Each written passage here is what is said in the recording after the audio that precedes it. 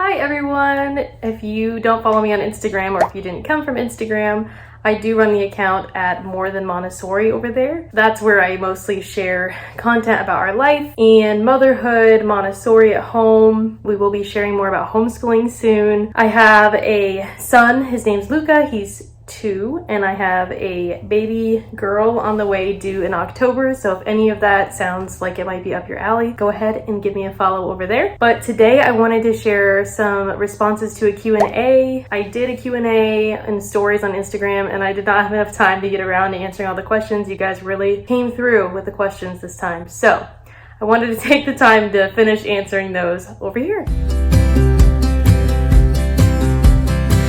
Would be up waiting for you if you had to leave. So I will start off with the question, what helped you decide to homeschool?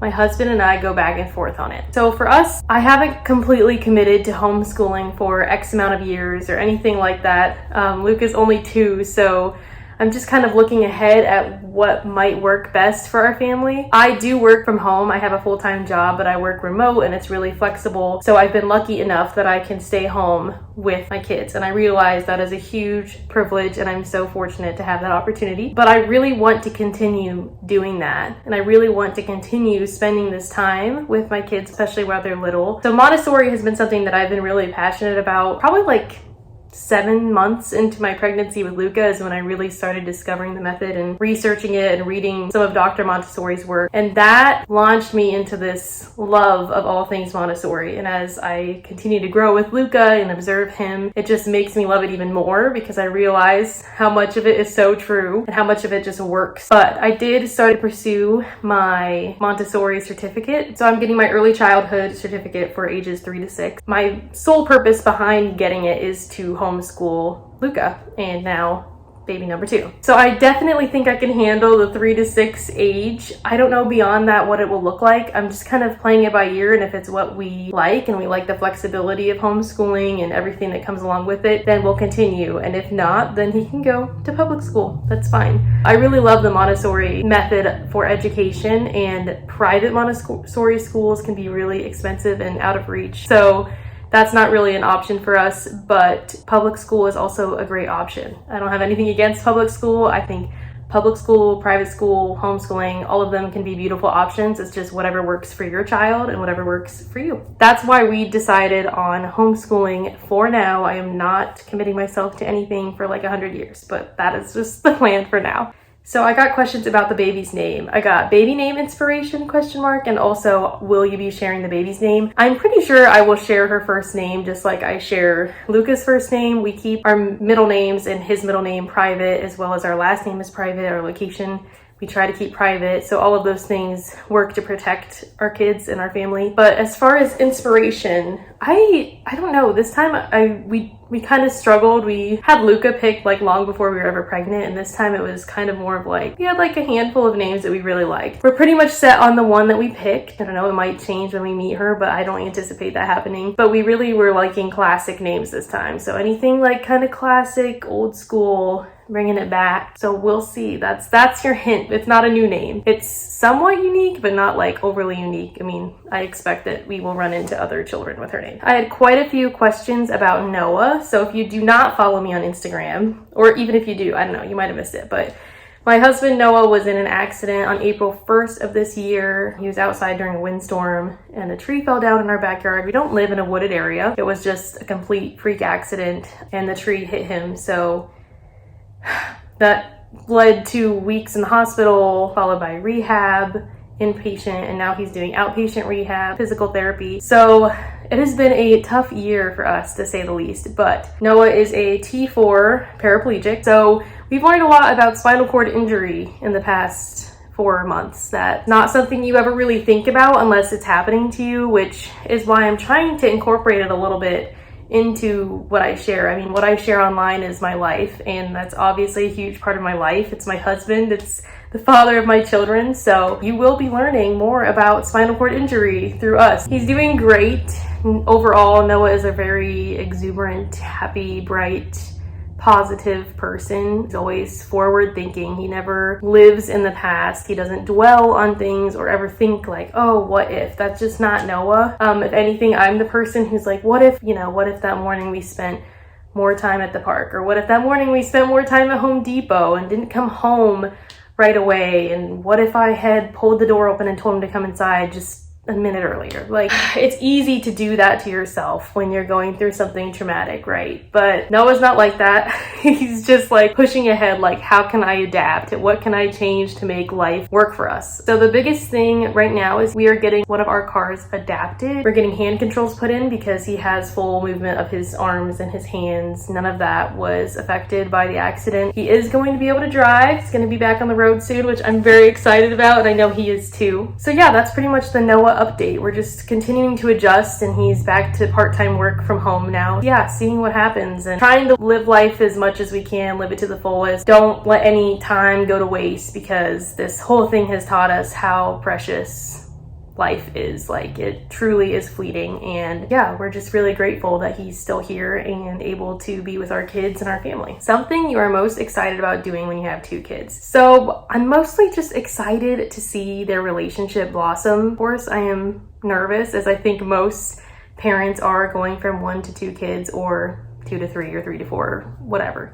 it's scary. I mean, you don't know how your kids are going to react. You don't know how you're going to react. As much as you can do to prepare is great. We've done a lot of prep work, which, if you're interested in that, I have some content on Instagram, but you never know until you're doing it. So that's just what scares me, because I'm a very type A person. I'm a planner. I like to have a plan. I like to know. So I'm a little bit scared. But aside from being scared, I think I'm just most excited to see Luca's relationship with the baby. Just the bond between siblings and the love between siblings. I just cannot wait to see how they get along and foster that. Just spending time together as a family. I think that is huge, especially given the year we've had. I've realized that that time is completely, you cannot put a price tag on it. It is so beyond valuable. So I'm just excited to see how everybody's relationships change and what that will lead to and what it will look like. Hospital must have second time around. I have not thought about my hospital bag at all, and I'm pretty sure by this point in pregnancy with Luca, I had the bag packed and it was in the car. It was ready to go, which was good because I ended up going into the ER and then having him the next morning. So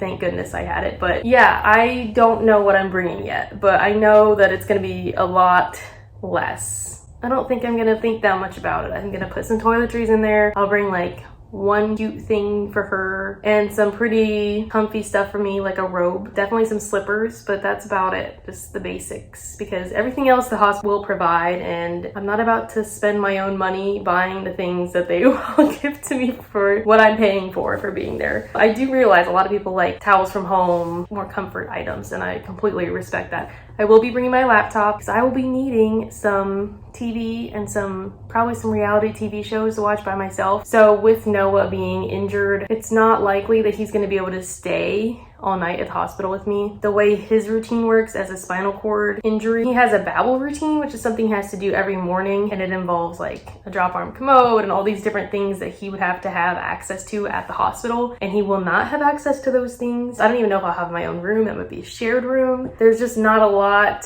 that they will probably do to accommodate my husband, but I just don't think that it's likely going to be feasible for us at this point for him to be at the hospital overnight. So Noah won't be there with me at night. He will be there during the day, which is another reason we're really excited he's getting his driver's license so he can go back and forth. And at night, I'll probably just be chilling with the baby, the 2 of us. Okay, this is a long question. Attachment-oriented parenting. How do you personally handle a child's anger and frustration when you need to take dangerous or breakable objects away from them, or not have them climbing the wooden table with a pane of glass? Big emotions over here at 18 months old. I will start by saying I'm not an expert on this. I'm just a parent like you guys. I've never claimed to be any type of expert. But for us, the way we handle situations like that is anything that has to do with safety is a boundary. There's no questions asked. It stinks when they get really upset, and it's totally understandable for them to have big reactions to our boundaries because they're trying to explore. That is what their goal is. They want to see what would happen if I got up on this table, or what does it feel like, or getting out all of that energy they have. There's a number of reasons why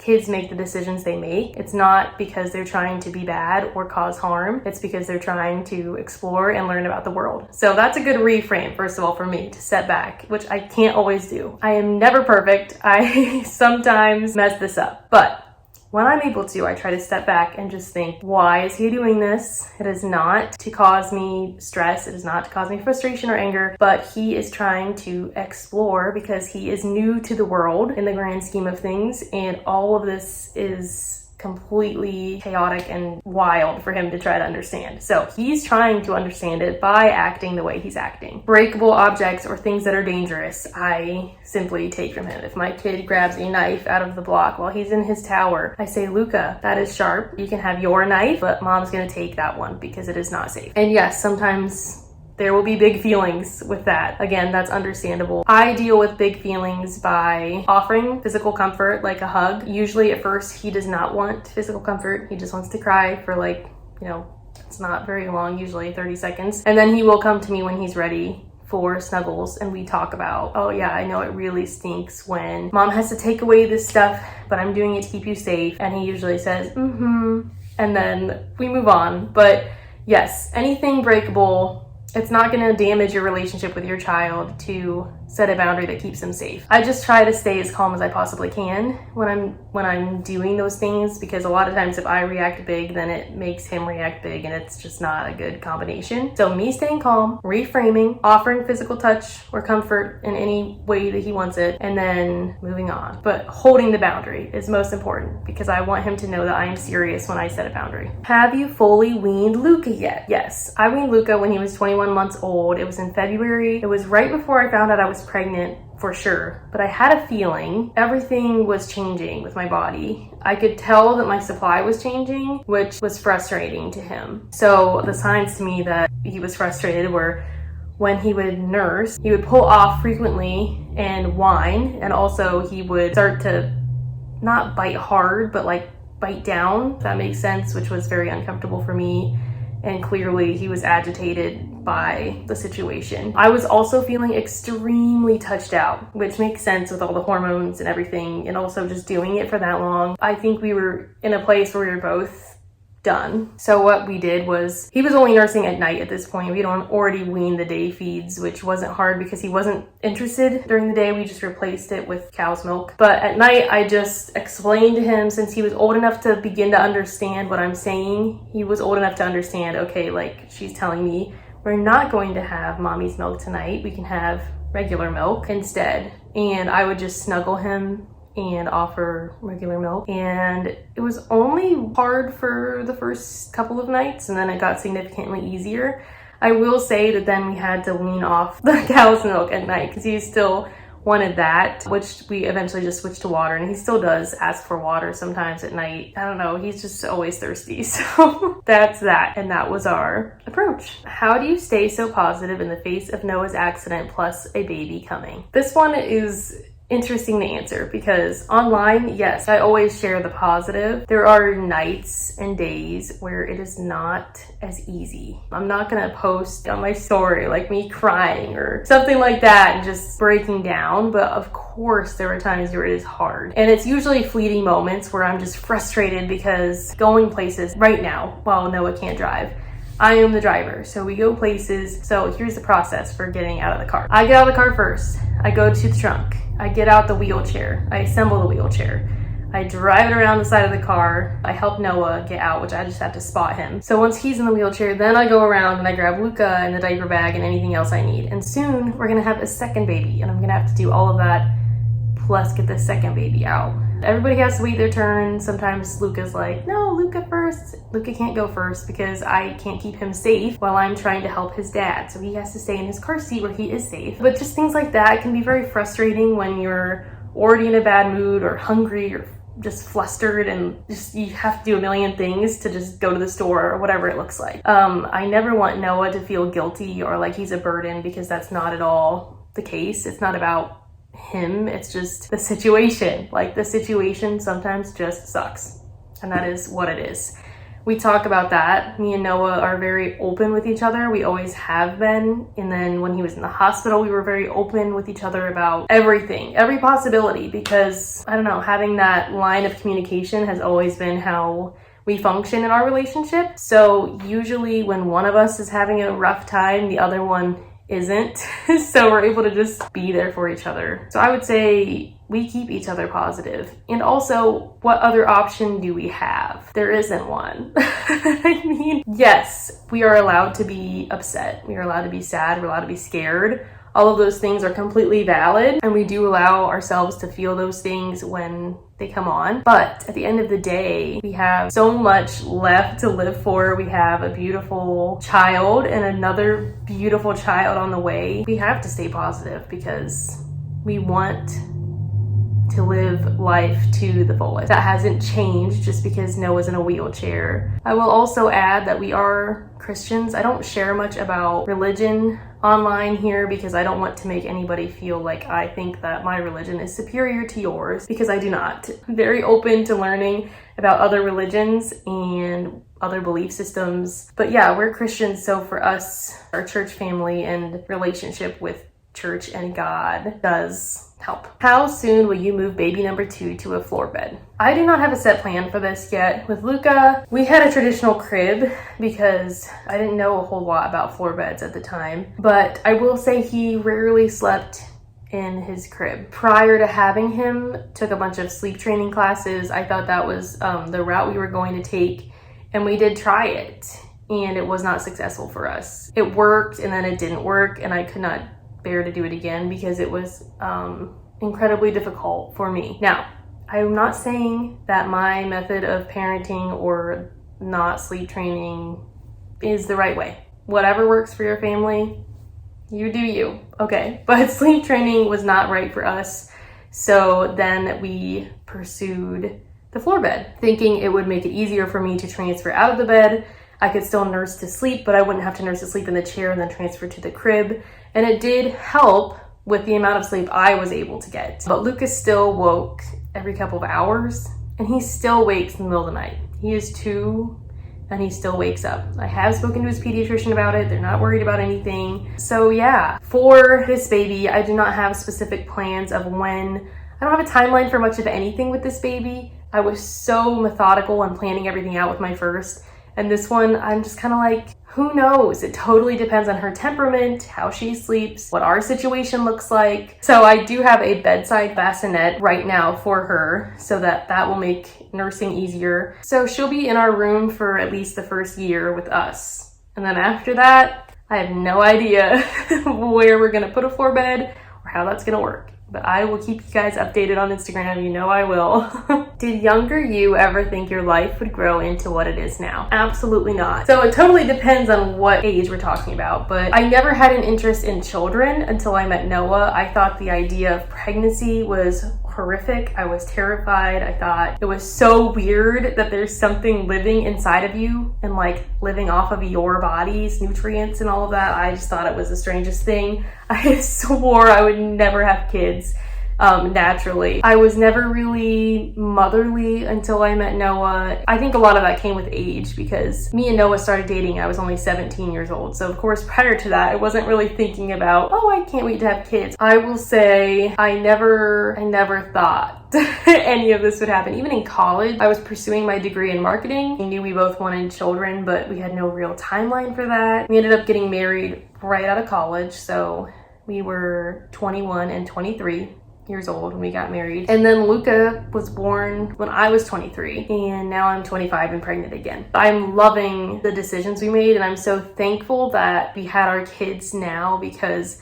with Noah's injury, that drastically changes what having children looks like, what conceiving children looks like, what taking care of children look like. So yeah, I am very thankful that life has taken us where it has. I never thought I would share on Instagram in this capacity or on social media, but I love it. I love sharing with you guys and meeting you guys virtually. And I've connected with so many of you on such a personal level, and I consider a lot of you to be like close friends, which is wild to me. But I am so thankful for everything that we have and all the opportunities we have. Obviously, neither of us expected for Noah to get injured. We did not anticipate that accident happening. Nobody does. I will not say that it's bad. It's just different. It's different than what we thought our life would look like. And we're adapting to allow ourselves to accept that life looks different. And it always will look different than what we anticipated. And that's fine. Because as much of a planner type A person as I am, my plans are not always the greatest. Like,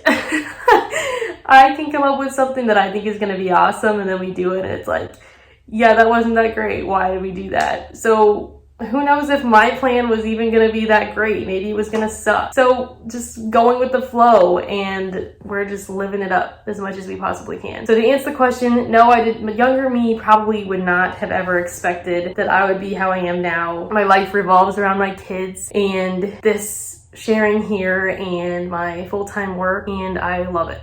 I couldn't ask for anything else, and we are just really grateful that we have everything that we have. So to end the video, I just want to say thank you for watching. Thank you for being here. If you haven't yet done so, subscribe here, even if you follow me on Instagram, because you might miss something. I only have one other video.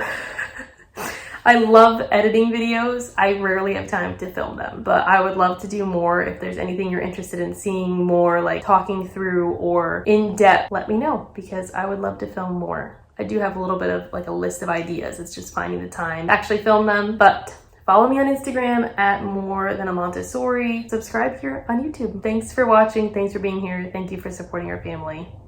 And goodbye.